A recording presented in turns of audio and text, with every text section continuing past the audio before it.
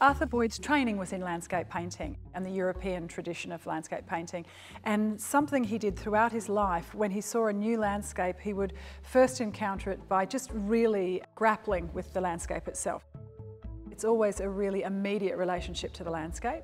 This series really reflects that period where he's thinking about the environment and the effect it's having on him physically. So my name is Sophie O'Brien and I'm the Head of Curatorial and Learning here at Bundanon. Wilder Times comes out of a series of paintings Arthur Boyd did at Bundanon just after he'd moved to Bundanon, at a time when it was the formation of what Bundanon was going to be. It was a commission for Arts Centre Melbourne. John Truscott, who was a renowned designer, was fitting out the building with lots of commissions by different leading Australian artists, and Boyd was one of those artists. But in thinking about how he would respond to the commission, he turned to the landscape. You can see the different phases of the river, different animals passing through the paintings, the different tone of the sky, the different mood of the river, if you will. This was very important for Arthur because he had just moved here, and he moved here for this landscape. And as it turned out, it actually became a wildlife refuge very soon after they'd bought the property, and they then took several steps to preserve and maintain the property as a wildlife refuge. So it was a very important part of his plan to protect the environment. I think something you can see in the series is the array of technical skill Arthur has as a landscape painter. He would have learnt some very traditional forms from his grandparents and his parents in terms of how to draw and watercolour technique and various other things that are quite formal training. But he's also folded in his impressionist and expressionist painting that he learnt in the 1940s in art school, and then his later experience. So you see a vast array of sort of technical ways to approach thinking about landscape. It goes from the quite representative, with animals identifiable and different times of day, right through to quite abstract painting, which if you didn't know the landscape, it actually does really look like a painting from the mid-80s. Abstract colour, really informed by that abstraction, movement of abstraction that was everywhere in the world but came to Australia in a very particular form. I'm Stephen Tonkin and I'm Curator of Art and Design at Arts Centre Melbourne. John Truscott was a visionary designer, and his creative vision is across the whole of the Arts Centre. And I think one of the interesting things is, as a creative person, he also understood the way an artist works. And so I remember reading a quote, and I'll paraphrase. It was something along the lines of, when commissioning an artist, you can give them certain guidelines of what is required, but you can't tell them what to do.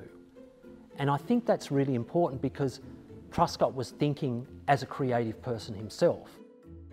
Now, Arts Centre Melbourne opened in 1984, so it's 40 years since the theatre opened. And as you would expect, over that time, what was a world-class venue needs a little bit more love and attention. And so what is happening at the moment is we are going through a period of reimagining Arts Centre Melbourne, which means at this point of time, the refurbishment of the State Theatre Auditorium, as well as the foyers. And because the foyers are part of the building work currently at Arts Centre Melbourne, all of the paintings that adorn the walls for the last 40 years have had to be removed for their safety and security and their protection during building works. And it provided a wonderful opportunity for us to say, these works have been on our walls for 40 years, why not take this opportunity to share them with other venues around Australia? And because our Arthur Boyd collection is so connected to Bundanon, it made perfect sense to try and send our suite here to their home or their second home as well. I mean, one of the things about the theatre and Melbourne is it's a hustle and bustle. And so these works are part of that environment. So for me, as a curator, bringing them here to Bundanon is a completely change. It's the change of context, but it's the change to the creative context in which they were made.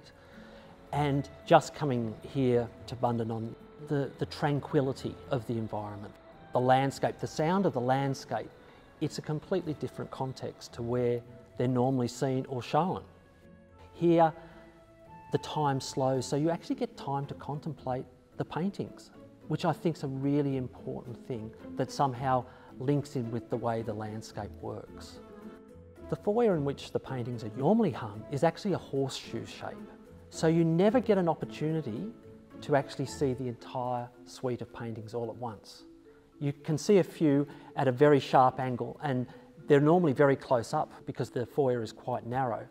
So it's a great opportunity here because all 14 paintings are in one gallery space and you can actually see them in their entirety.